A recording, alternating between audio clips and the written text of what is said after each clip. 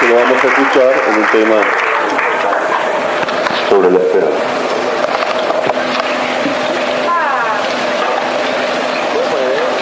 Vamos a hablar así sobre la virtud de la esperanza y la situación social, podríamos decir, de esta virtud en el mundo moderno, cómo se vive o no se vive esta virtud de la esperanza. Más fácil le sería vivir a la tierra sin sol que sin esperanza el corazón del hombre. A toda hora queremos, a toda hora necesitamos esperar y preferimos, a no hacerlo de modo alguno, hacerlo sin fundamento. Porque si triste es la esperanza vana, más triste es todavía la desesperación. Un hombre sin esperanza es como un absurdo metafísico. La necesidad de esperar, así como la de creer y de amar, pertenece constitutiva e ineludiblemente a nuestro ser humano. Somos lo que esperamos, somos nuestras esperanzas, nuestras creencias y nuestros amores. Imposible era entonces que una tendencia tan arraigada en el hombre no entrase en la arquitectura de la vida cristiana, ya que no hay en el orden de la naturaleza principio alguno vital que el cristianismo no haga suyo, no lo consagre para emplearlo como medio adecuado a su fin sobrenatural. Como sabemos, la gracia no destruye la naturaleza, no la niega, y así también la esperanza cristiana no destruye la esperanza humana, sino que la eleva a un nivel inmenso. Al asumir la esperanza, el cristiano la transforma, realza sus objetivos, ensancha sus horizontes, consolida sus cimientos, aumenta su alcance, en resumen la diviniza, la deifica. Si la esperanza natural es el alma de nuestra vida de hombres, la esperanza sobrenatural que se nos infunde por el bautismo es el alma de nuestra vida de cristianos. La primera viene a ser como la sombra profética de la segunda. Digamos entonces, entremos en materia para, como decía San Pedro, y esta mañana el padre Ramiro Sáenz, haciendo eco a San Pedro, saber dar razón de nuestra esperanza. ¿Cuál es la razón por la cual nosotros esperamos? ¿Cuál es el contenido de nuestra esperanza? Solo así tendrá el hombre la visión esperanzosa de otra vida, según la pintoresca expresión de Unamuno, la visión esperanzosa de otra vida. Digamos, para entender esta virtud, que debe mirarse al hombre como es el hombre, que esencialmente es un viajero impregnado de eternidad, un viajero con vocación de eternidad. Está en el estado de caminante, in vía, como dice Santo Tomás, en la vía, no en el sentido en que lo estamos los argentinos por las políticas económicas de los gobiernos sucesivos, de los últimos tiempos sobre todo, sino in vía, en camino, en el sentido de que estamos en una dirección, hacia un fin. El concepto opuesto sería el estado del hombre que ya ha llegado, del hombre que ya ha alcanzado el fin, que ya no camina más. La teología ha tomado esta palabrita de viador, el hombre caminante de San Pablo, que ha hablado sobre esto y ha dicho que el hombre camina mientras no haya todavía alcanzado el fin, no haya tocado el fin. Una vez que uno está en el fin, obviamente ya no camina más. Estar en camino quiere decir caminar hacia la felicidad. Haber alcanzado quiere decir poseer la felicidad, la plenitud, la visión beatífica de Dios. El estado de este estar en camino que tenemos todos los hombres no es una determinación local, sino que expresa la constitución más íntima del ser de la criatura. Como ha escrito muy bien el pensador Gabriel Marcel, el hombre es un viajero, no un vagabundo. Es decir, el hombre tiene una dirección en su caminar, no es un vagabundo ni un aventurero. El estar en camino supone entonces este término hacia el cual decididamente se dirige. Y este estado de caminante, que es el propio de nosotros mientras estamos en la tierra, termina en el momento en que ya no caminamos más, en que ya la libertad del hombre es irrevocable, ya no puede optar por nada. Y ese momento consagra, por un lado, la desgracia total del hombre que no ha sido fiel en su caminar, que ha seguido el camino ancho y no el camino estrecho que lleva a la perfección, y es el infierno, la irrevocable fijación de la voluntad en la nada. en ese no ser del cual provenía el hombre, y la otra plenitud que es la que esperamos realmente, el aspecto positivo es cuando se alcanza el cielo, el término, la victoria final. Este carácter de hombre como viajero lo tuvieron también los ángeles, si bien a su modo, porque los ángeles no caminaron por el tiempo como los hombres, sino que tuvieron un instante único, por así decir, en que optaron por o contra Dios, y ahí se terminó. Desde el primer momento de su existencia, el ángel se puso al final del camino. En cambio, como dice Santo Tomás, Dios al hombre le fija un camino más largo que al ángel, porque el hombre en la jerarquía de las naturalezas está más alejado de Dios. El hombre se va haciendo sobre la marcha, no está hecho en un momento, ni cuando está en el seno de su madre, cuando aparece, sino que se va haciendo sobre la marcha. Ese caminar es el que es el marco de la esperanza. La esperanza cristiana, la nuestra, es teologal, y por eso no solo proviene de Dios, sino que tiene también por objeto a Dios, que eso es lo que caracteriza a las virtudes teologales. ¿Y cuáles serían los fundamentos de la esperanza?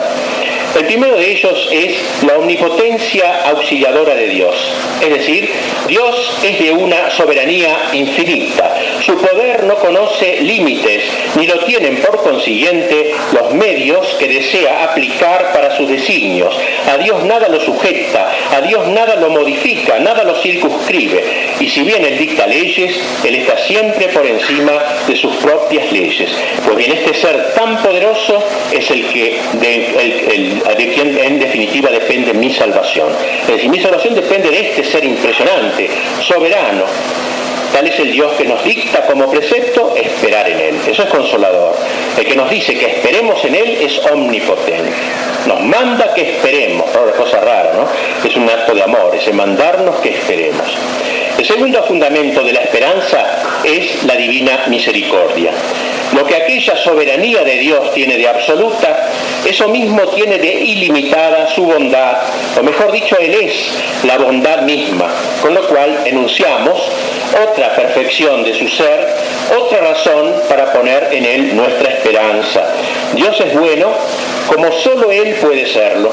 Comparada con su bondad, aún la de la Santísima Virgen no puede llamarse bondad, ni siquiera la del corazón humano de Cristo. Aún la bondad de ese corazón en el cual caben 1000 mundos como este, esa bondad es un átomo en comparación con la de Dios. Esto es lo que el mismo Jesús nos quiso decir cuando, al oírse llamar Maestro bueno, respondió al que así lo llamaba: ¿por qué me llamas bueno? Nadie es bueno sino solo Dios. La bondad, pues. Y junto con ser bondad, Dios es, como dice San Juan, amor. De hecho, lo mismo da una cosa que otra. Pero para nosotros, la idea de amor añade algo a la de bondad. Diríase que el amor es como la expresión de la bondad, que la bondad es un tesoro y el amor la mano que saca de allí para gastar. La bondad de Dios es, pues, amante, y lo es de tal manera que lo movió a amar hasta la nada misma, y por eso existen criaturas, porque nos sacó de la nada, sin méritos ninguno nuestro. Pero siendo Dios amor hasta el extremo de amar aún lo que no existe, pensemos cuán amados no serán los seres a quienes ha dado existencia, cuánto no deseará que esos seres logren su felicidad, la que anheló para ellos, como por mucho que esperemos, nunca podrá ser excesiva nuestra esperanza. Pero sobrevino el pecado, y así como su bondad se trocó en amor para sacarnos de la nada, así, para salvarnos del pecado, su amor se trueca en misericordia. Sin duda, la santidad divina mira con horror el pecado, lo mueve a levantar el brazo de su justicia, pero ese brazo es frenado por el de la misericordia. Más lo mueve la misericordia que la justicia. Y el tercer fundamento de la esperanza es la fidelidad de Dios a sus promesas. Dios ha empeñado su palabra. Las palabras de los hombres sabemos lo poco que valen, pero en cambio las palabras de Dios, la palabra empeñada, aún antes cuando los hombres eran más nobles decían palabra de honor, era una palabra empeñada, pues Dios nos ha dado su palabra de honor, de que nos dará el premio si en Él esperamos. Miles de años hacen que el día suceda a la noche y la noche al día, la primavera al invierno y el verano a la primavera. ¿Cuál es el secreto de esa constancia? La palabra de Dios. La palabra de Dios fija, Él dijo y todo fue hecho. Hablando sigue y todo permanece. Comparada con la inmutabilidad de esa palabra divina, toda criatura es movediza como leve paja. Pues bien, esa palabra creadora y conservadora de todo lo que existe es la misma que Dios tiene empeñada con nosotros en las promesas que nos has dado. ¿Cuáles son esas palabras? Por ejemplo esta, pues ¿qué? Responde el Señor a su pueblo: ¿puede la mujer olvidarse de su niño sin que tenga compasión del hijo de sus entrañas? Pues aun cuando ella pudiese olvidarle, yo jamás me olvidaré de ti. Esto se compara con la madre, pues como jamás una madre podía olvidarse del hijo de sus entrañas. Y en otro lugar dice: seré para contigo más compasivo que una madre. Esta idea del Dios Padre que quiere compararse con la madre, no para dar pábulo a los estúpidos feminismos actuales de decir que cuando recemos digamos Padre y Madre nuestra que estás en los cielos o pavada de ese estilo, pero para decir que ese Dios que no tiene sexo porque es puro espíritu ha querido ser llamado Padre porque tiene tanto de Padre, lo propio del Padre crear y todo eso, pero también no ha querido privarse de la comparación con la madre porque añade a la paternidad una cuota de ternura que es mucho más propia de la madre que del padre. Y por eso entonces puede decir Dios: seré contigo más compasivo que una madre. Y en otro lugar: yo te llevaré en mis brazos hasta la vejez, hasta que encanezcas. Yo te llevaré y yo te salvaré. Y Dios no habla en broma, no habla en broma. Y a Israel, al pueblo suyo elegido, a través de Oseas le decía hablando de Israel: cuando Israel era niño lo amé, y de Egipto llamé a mi hijo, enseñé a Efraín a andar, lo llevé en mis brazos, pero no comprendió que yo lo cuidaba. Con ataduras humanas lo atraje, con lazos de amor. Fui para ellos como quien alza a un niño hasta sus mejillas. Me inclinaba hacia él y le daba de comer. Todos los gestos propios de la madre o del padre que levanta a sus hijos hasta su altura y le da de comer en la boca, todo eso quiere compararse Dios con eso, para que entendamos mejor el grado de su bondad. Y así entonces, Él que nos ha dicho: todo lo que pidiereis al Padre en mi nombre os lo daré. Así, si le pedimos nuestra salvación, si le pedimos nuestra glorificación final, no podrá negarse. Así que estos son los tres fundamentos de la esperanza cristiana: la omnipotencia del Dios que promete, la misericordia inmensa de ese Dios y la fidelidad a sus palabras. O mejor, la omnipotencia se ve corroborada por la misericordia y la fidelidad. Ese Dios omnipotente tiene dos brazos: uno es la misericordia y otro es la fidelidad a sus propósitos. Bien, la esperanza entonces, adelantemos un poquito, esta virtud teologal de la esperanza tiene como dos soportes en el orden de la moral, dos virtudes que la sostienen, porque la esperanza nos lleva a lo arduo, a esperar algo difícil, como es nuestra salvación eterna, algo que debemos recibir de Dios y que es difícil. Y por eso, por estos dos aspectos, es difícil y lo recibimos de otro, es que hay dos virtudes morales que fundamentan la virtud teologal de la esperanza. La primera de ellas es la magnanimidad, una linda virtud de la cual no se habla nada prácticamente, como de las virtudes en general, pero esta me parece hoy más importante que nunca. La magnanimidad es la virtud que nos impulsa hacia lo grande, magna anima, un alma grande. Es todo lo contrario de la pusila anima. La pusilanimidad, alma pequeña, alma que se ahoga en vasos, en pequeños vasos, ¿no? La magnanimidad es la tensión del ánimo hacia las cosas grandes, exigirse lo grande, buscar lo grande, teniendo confianza en las posibilidades que tiene el hombre. La magnanimidad entonces, como tenemos por la esperanza que esperar algo arduo, como es nuestra salvación eterna, caminando en medio de este mundo que nos empuja para acá y para allá, con las tentaciones que nos están acosando en este caminar del hombre que está en vía, en camino, están constantemente detrás de cada árbol que acompaña a la ruta angosta que va hacia el cielo. Tenemos gente que nos acosa, gente que ha marginado a Dios, que se burla de nosotros. Necesitamos esta magna ánima, un alma grande, precisamente porque buscamos al que es grande, al Altísimo, al Dios Todopoderoso.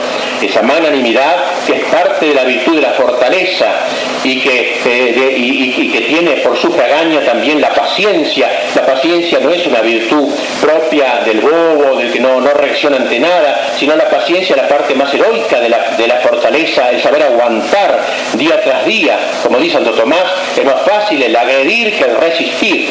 El agredir todo lo podemos hacer en un momento de coraje, podemos sacar ánimo no sé de dónde y ser héroes en un momento determinado, pero el resistir día tras día sin rendirnos frente a todas las dificultades, eso es realmente dificilísimo. Pues bien, la virtud de la magnanimidad reúne la fortaleza, la paciencia y nos permite precisamente no abdicar de esa esperanza que nos lleva hacia algo tan arduo como es nuestra salvación. Y la otra virtud es la humildad. Una virtud que no quiere decir, como tanta gente imagina, la virtud del que se cree más tonto que los otros, se cree menos capaz de asumir responsabilidades, cree que humilde es el último de todo, el que no sirve para nada. No tiene nada que ver con eso la humildad. La humildad es una virtud que dice relación con Dios, es la sujeción del hombre respecto de Dios, el hombre que se subordina a Dios, que se sabe criatura y que se comporta como de criatura a creador. Humildad es saber que hay una gran distancia entre el creador y la criatura y reconocerlo. Y esa es la dignidad propia del hombre, reconocer la humildad. Y esta virtud es fundamental para la esperanza. ¿Por qué? Porque si la esperanza es esperar que alguien me va a dar algo, Dios me va a dar el cielo, la gloria, la humildad es propia del que espera. El que no es humilde no espera, cree que va todo a conquistarlo por propia fuerza. Solamente el humilde es capaz de tender la mano y ser mendigo de lo absoluto, tender la mano para que Dios le dé ese don. Así que la humildad y la magnanimidad, dos virtudes que deben ir juntas. Dos virtudes que no son contradictorias como puede parecer un tipo que sueña con cosas grandes y uno que es humilde. No, señor, yo me vacío de mí mismo y precisamente vaciándome de mí mismo me lleno de Dios y soy capaz de hacer grandes cosas porque ya no lo hago con mis propias fuerzas sino con las fuerzas del Dios que me habita. Por eso la Santísima Virgen es ejemplo de la confluencia de estas dos virtudes. Y por eso ella cantó en el Magnificat: hizo en mí grandes cosas el que es poderoso. Hizo en mí en la voz de la humilde, la voz de la que habla en voz pasiva, es Dios la que obró en ella. Hizo en mí las cosas, pero grandes cosas en la voz de la magnánima, hizo en mí grandes cosas, junta estas dos cosas. Miró la humildad de su esclava, dice, por un lado, ella que era humilde y que Dios se anidó en su seno por el vértigo de la humildad de María, y por otro lado dice, y por eso me llamarán bienaventurada todas las generaciones, la magnanimidad. Vemos que estas dos virtudes son tan importantes, porque de la correlación de la humildad y de la magnanimidad nace la justa ordenación de la esperanza. Una magnanimidad sin humildad fácilmente degenera en soberbia.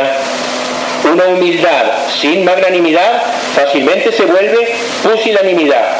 Pero cuando se juntan, es ahí el punto exacto.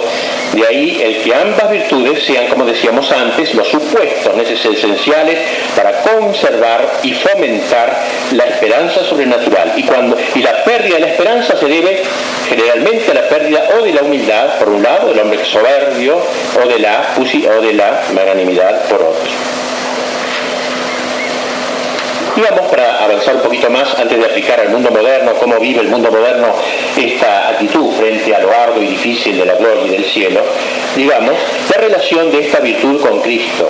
Bien ha dicho San Pablo, Cristo en medio de vosotros es la esperanza de la gloria.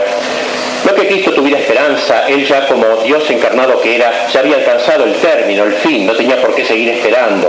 Pero sí, nosotros debemos relacionar nuestra esperanza con Cristo. Nuestra esperanza es cristiana, nuestra esperanza pasa por Cristo. La epístola a los Hebreos relaciona nuestra esperanza con la victoria de Cristo y su ingreso en el cielo, donde dice el autor estas lindísimas palabras: tengamos firme consuelo los que corremos hasta dar alcance a la propuesta esperanza, la cual tenemos como segura y firme áncora de nuestra alma y que penetra hasta detrás del velo, donde entró por nosotros como precursor Jesús, instituido pontífice para siempre. Se habla de un áncora. Cristo llegó a la orilla y Cristo clavó el áncora en la roca la cadena del áncora, la larga cadena agarrada al fondo del mar.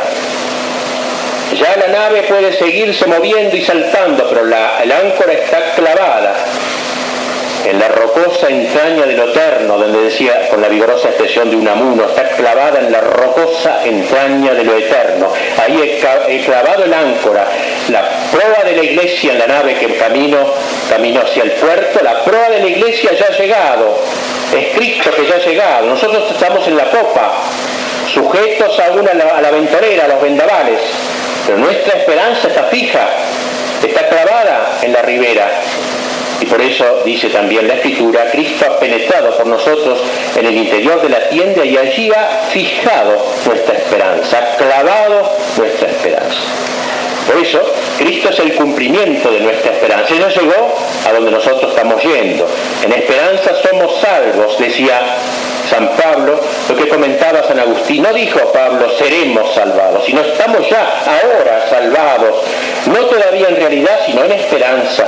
La esperanza nuestra está en Cristo, pues en Él está ya cumplido lo que como promesa esperamos. Todavía no vemos lo que esperamos, sin embargo somos el cuerpo de aquella cabeza en la que está realizado lo que esperamos. Por eso esta esperanza es inseparable de Cristo. Del Cristo que dijo, yo soy el camino. Si el hombre de la esperanza está en camino, no tenemos más que el camino de Cristo. Yo soy el camino, la verdad y la vida. No hay atajos, hay un solo camino que es Cristo. Solo en Él nuestra esperanza se cumple. Asimismo debemos decir que esta linda virtud de la esperanza tiene no poco que ver con la oración. Santo Tomás relacionaba mucho la esperanza con la oración. Decía que la fe, las tres virtudes teologales, la fe tiene que ver con el credo, donde se expresa nuestra fe. La caridad tiene que ver con los mandamientos, donde se expresa nuestro amor a Dios y al prójimo. Y la esperanza, decía, tiene que ver con el Padre Nuestro, que es la oración por excelencia. La oración es la exteriorización de la esperanza. En la oración se expresa nuestra esperanza. Y como la felicidad no es una conquista, sino un don, es menester pedirla.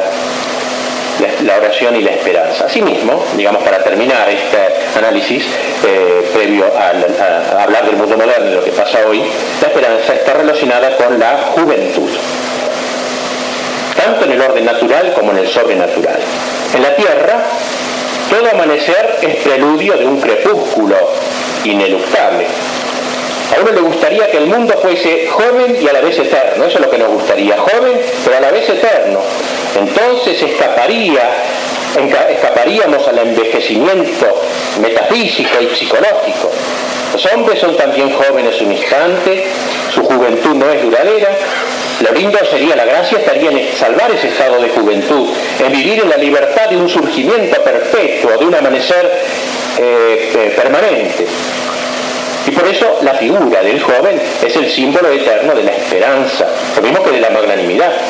A nadie se le ocurriría hacer un monumento a la esperanza, ¿no? Y poner una vieja sin dientes, ¿sí? Porque esa vieja tiene muy poco futuro, tiene muy poca posibilidad de tener esperanza. Siempre que uno quiere hacer un monumento a la esperanza, hace un joven esbelto, fuerte, porque tiene todo el mundo por delante, es el símbolo humano de la esperanza. Pero debemos decir que la esperanza humana, la puramente humana, no la teologal, surge de la energía juvenil, sí, pero también se agota con ella. La juventud es causa de la esperanza, ¿por qué? Porque la juventud tiene mucho futuro y poco pasado, en general es así. Y así, al ir declinando la vida, la esperanza se va cansando y sobre todo la pasión humana se va cansando. Sin embargo, en la esperanza sobrenatural ocurre lo contrario.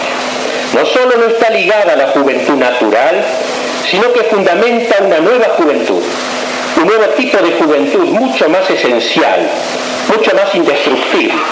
Otorga al hombre, digamos, un triunfo sobre el declinar de sus energías naturales, sobre el declinar de las energías naturales de la esperanza. Da al hombre tanto futuro que el pasado de la más larga y rica vida aparece como poco pasado, porque ese futuro es la eternidad. Y junto, comparado con ese futuro, ¿qué son los 80 años de mi vida? Por ricos que sean, por fecundos que hayan sido, ¿qué son? se arraiga la íntima seguridad de que cualesquiera sean las apariencias, la victoria está cercana. Y eso está emparentado con la intrepidez tan típica del joven, a la que corresponde superar una realidad aterradora como es la muerte. Por eso decía San Agustín, el gran acuñador de frases y penetrador de misterios, decía: Dios es más joven que todos. Porque si bien es cierto que Dios tiene un enorme pasado, la eternidad no es Dios viejo o decrépito, no es lo mismo ser antiguo que decrépito. El tiempo no lo gasta Dios, no lo arrumba Dios, y tiene por delante un enorme futuro, la eternidad, y por eso es infinitamente joven. Y en Él se cumple pues ese anhelo de todos nosotros, de que decíamos antes, ser jóvenes y a la vez eternos, eternamente jóvenes. En Él, en Dios, cada instante es surgimiento de vida, es urgente, amanecer, juventud, libertad, pero al tiempo permanencia, fíjese en la juventud. La juventud sobrenatural, pues, deriva de la participación en la vida divina. Por eso la juventud del hombre que tiende hacia la vida eterna es esencialmente indestructible, inaccesible a la vejez, a la desilusión. San Pablo lo ha expresado con palabras inequívocas cuando ha dicho esta magnífica frase: mientras nuestro hombre exterior se corrompe, el interior se renueva de día en día. Es la desesperación de esta personaje de la farándula, que ven que se le pasa la vida, que aparecen las arrugas, que no le arregla ninguna cirugía, y que cada vez la única vida que llevaban, que es esta, pierde todo su sentido, pierden toda su esperanza. Es debe ser una vida sumamente triste cuando no hay fe, cuando no hay esperanza. Bien, dicho estas cosas sobre la virtud de la esperanza, digamos, para ir terminando, los pecados contra la esperanza que los aplicaremos al mundo moderno. Santo Tomás nos expresa que hay dos pecados contra la esperanza. Digamos, el primero de ellos es la desesperación, como es obvio. ¿Qué es la desesperación?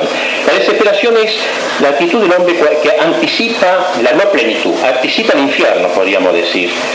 Y cuando hablamos acá de desesperación, o cuando hablamos, mejor dicho, habitualmente de desesperación, entendemos un estado anímico, ¿no? Por ejemplo, que si yo estoy desesperado, tengo un examen, estoy desesperado, tengo una enfermedad, o me pasó tal cosa, un estado anímico en que uno puede recaer casi contra la propia voluntad, ¿no? Acá hablamos de una cosa mucho más profunda, es la desesperación más profunda del ser, el ser que se considera, digamos, frustrado, definitivamente frustrado. La esperanza dice, terminaré bien, la desesperación dice, acabaré mal. No es lo mismo que pesimismo, es otra cosa más profunda. Puede haber desesperaciones de diversas clases en nuestra vida. ¿Cómo no las va a haber en la gente en que confiamos, en algún pastor que tengamos, en qué sé yo, tantas cosas? Puede haber desesperaciones en nuestra vida, pero que no afectan a la esperanza que anida en la capa más profunda del hombre, ni tienen importancia definitiva. Por otra parte, un hombre desesperado en su fondo más último puede mostrarse completamente optimista ante los demás y ante sí mismo, en los penúltimos dominios de su ser, optimista si sabe cerrar herméticamente la cámara más íntima de la desesperación, de modo que no pueda salir ningún quejido. Y dice muy bien Piper que esta virtualidad es típica del hombre moderno. O sea, el hombre moderno es un hombre que se ríe a carcajadas, ese hombre moderno de que hablábamos ayer, comentando el libro mío, es el hombre que se ríe a carcajadas quizás exteriormente, pero tiene el fondo del alma anclado en la desesperación. El cristiano, en cambio, le pasa al revés, puede estar llorando exteriormente, pero el fondo de su alma está anclado, como decíamos, el áncora está clavado, su esperanza está clavada. El cristiano que desespera de la vida eterna no solamente suprime el carácter de camino que tiene su existencia natural, sino que niega el camino. No hay camino ya para él, no hay camino real, y por eso niega a Cristo, que es el camino. Ella no cree más en Cristo, no acepta el camino con mayúscula que se le ha ofrecido, y por eso la desesperación del cristiano es siempre una decisión contra Cristo, contra la salvación en Cristo, una desconfianza en Cristo. Podríamos decir que la desesperación es la estructura misma del ser del condenado. es del ser que está en el infierno. Es como adelantar el infierno. El hombre niega su propio anhelo. Ese anhelo que de por sí es indestructible a salvarse. Él queda inmovilizado, inmoviliza esa fuerza de vida que debería, como una llama, devorar todos los obstáculos que se le van presentando en el camino. Es lo que expresa admirablemente esa fórmula que se usa a veces cuando se dice de un hombre: se está consumiendo. La desesperación es como una autofagia, un canibalismo interior. El desesperado experimenta el tiempo como si no corriera, como una prisión sin reloj. Y por eso la desesperación es un pecado gravísimo, terrible verdaderamente. Es un pecado de decrepitud espiritual, de un viejo. El viejo generalmente tiende a desesperarse en la negación del espíritu de infancia. El chico espera generalmente, el niño espera de su madre, aún humanamente, pero el viejo ya no sabe en quién esperar. En vano, Peggy hacía de la esperanza una niña. Comparaba la esperanza con una niña, una niñita tenida que se tenía con las dos manos, con las otras dos virtudes, la fe y la caridad. Con una mano tenía la fe y con otra la caridad. Una pequeña niña, la esperanza, la niña esperanza. Porque la esperanza es propia del niño, el niño espera verdaderamente. Hay diversas causas de esperanza que aquí no van, de desesperación, que no vamos aquí a comentar. Santo Tomás habla de la lujuria, por ejemplo. La lujuria, los placeres del cuerpo, que hacen que el hombre se embote para las realidades sobrenaturales que tanto existen en el mundo de hoy. O también la asedia, que es una tristeza que grava, con B corta, digamos, que hace pesada el alma para las cosas superiores. Bien, esta tendencia, entonces, la apliquemos ahora al mundo moderno, existe mucho en el mundo de nuestro tiempo. Y he encontrado, para poner solamente un ejemplo, y no ser más pesado de lo que ya lo soy, un ejemplo en la exposición, si bien ya tiene algunos años atrás, pero pervive mucho en el pensamiento contemporáneo, de Sartre, del filósofo francés existencialista Sartre. ¿Qué decía Sartre? Muy en pocas palabras, claro, un personaje sumamente oscuro de su hablar, pero yo trataré de hacerlo menos en lo posible. Según Sartre, el hombre debe soportar en su vida la experiencia de la nada y advertir con lucidez que el término de cualquier deseo no es y no puede ser otra cosa que un fracaso metafísico. Como ven, muy optimista el hombre en general. O sea, cualquier deseo que tengamos no puede sino concluir en un fracaso metafísico. De ahí la decisión, dice, que debe acompañar al logro de cualquier deseo y más generalmente a la realización de cualquiera de las posibilidades de ser que la existencia humana vaya descubriendo, que vaya inventando. Porque, dice Sartre, el hombre es un ser que no puede no caminar, que no puede descansar, que no puede decir, bueno, me freno acá, me paro aquí, no puede inmovilizar su fluencia. El descanso le es imposible. ¿Por qué? Porque la realización misma de cualquier posibilidad abre a la existencia un horizonte de nuevas posibilidades, una rueda de nada, dice. Una posibilidad me lleva a otra, nunca descanso, nunca quedo contento, y todo eso es nada, todo eso es decepción. Y como eso, dice, acontece hasta la muerte, debe decirse, en rigor de términos, que la existencia humana es un proyecto a la vez necesario e irrealizable, forzoso e inútil. Y lo compara con el burro, el asno que corre detrás de una zanahoria que le han colgado delante de él y que él mismo desplaza sin cesar. Corre constantemente hacia un posible imposible, hacia un posible que su misma carrera le hace aparecer ante él, que no es otra cosa que su propia carrera, y por eso es inalcanzable. Nunca el burro alcanzará la zanahoria, y por eso escribe Sartre, corremos hacia nosotros mismos, y somos por tanto el ser que no puede juntarse consigo. En un sentido, nuestra carrera está desprovista de significación. Y por eso entonces toda la existencia del hombre es una constante aspiración activa hacia un modo de ser imposible. Aspira el hombre, dice con mucha inteligencia Sartre, a ser Dios. En esto habla como un cristiano. Aspira a ser Dios. Por la gracia nosotros decimos eso. Pero dice así, como Dios no existe, entonces el hombre es una pasión inútil. Aspira a ser lo que no existe, aspira a la nada. Ser hombre, dice, es tender a ser Dios. O si se prefiere, el hombre es fundamentalmente deseo de ser Dios. Pero entonces está esperando lo que no puede esperar, espera un imposible, porque la noción de Dios es en sí misma contradictoria. El hombre pues desea algo impensable, algo imposible. El hombre termina una pasión inútil. Si el hombre no puede esperar lo que espera, ¿qué debería esperar? Concluye Sartre. La respuesta es terminante. ¿Qué le queda para esperar? Si quiere vivir de acuerdo con su propio ser, el hombre debe no esperar. Y así evitará el riesgo de desesperar. La esperanza, dice, es la falsa ilusión de los serios, entre comillas, de todos los que quieren engañarse a sí mismos.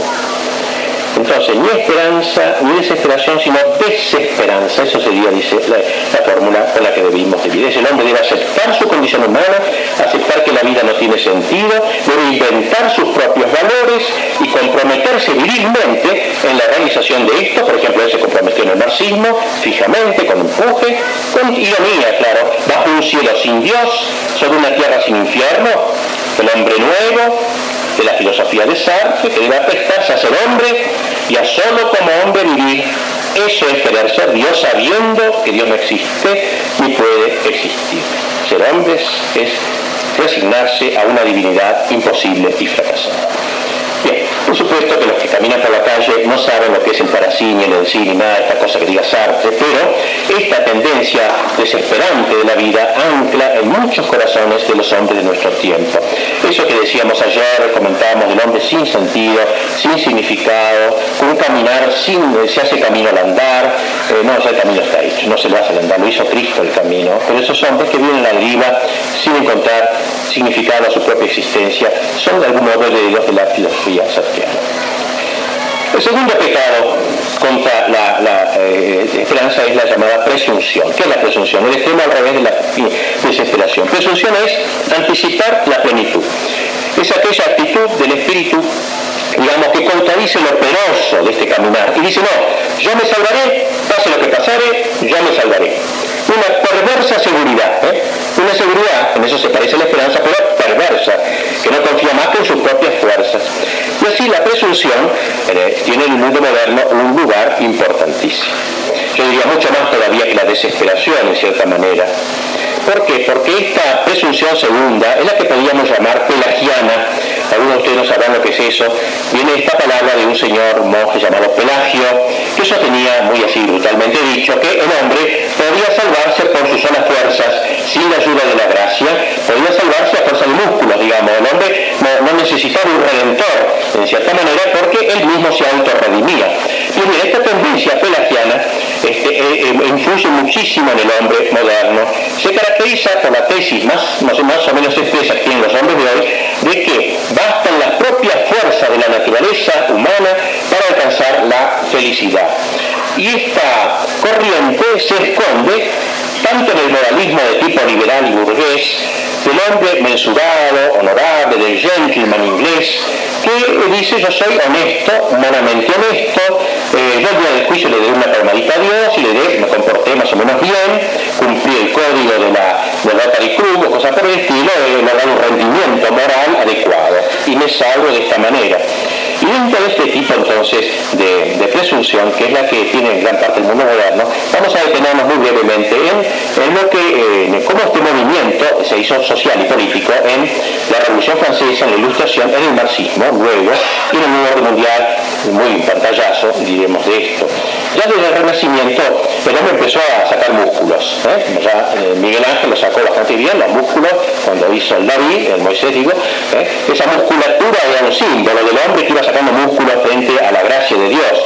Por bueno que fuera Miguel Ángel, es otra cosa esto, pero digo, ya había una tendencia, se llamaba al hombre el pequeño Dios, se lo llamaba, así lo llama Leibniz, pequeño Dios. Y así el hombre comienza este proceso, sobre todo que encuentra en la Revolución Francesa un momento fundamental, en el momento del llamado humanismo, con una concepción optimista del hombre, acerca del poder del hombre. Y es interesante porque en este contexto se tergiversaron todas las doctrinas católicas que servían de fundamento a la esperanza. Por ejemplo, la idea cristiana de providencia.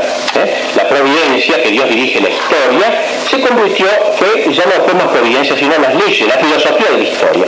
La historia tiene un currículum, digamos, que no depende de una providencia divina, sino de los hombres, depende de la tierra. Bueno, ahí hay una falta de un presupuesto fundamental para entender la esperanza de una providencia de Dios.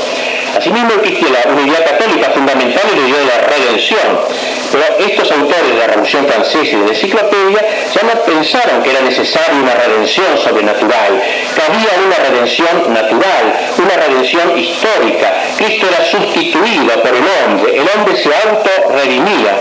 Claro que cuando le decía uno a los pensadores de la Revolución Francesa, claro, pero usted qué dice, no ve tantos canallas que andan por la calle, sueltos, ¿qué se va a auto-redimir el hombre? Bueno, decía Voltaire, los particulares son unos necios, sí, unos canallas, por cierto, pero el hombre general es el redentor del hombre en particular, una especie de hombre masivo, el hombre general, el hombre de la voluntad general, el hombre que va a ganar las elecciones en octubre, ese hombre es el que va a redimir a los pobrecitos que caminamos por la calle fundidos económicamente, ese hombre universal, esa tenían la idea los revolucionarios, ¿no?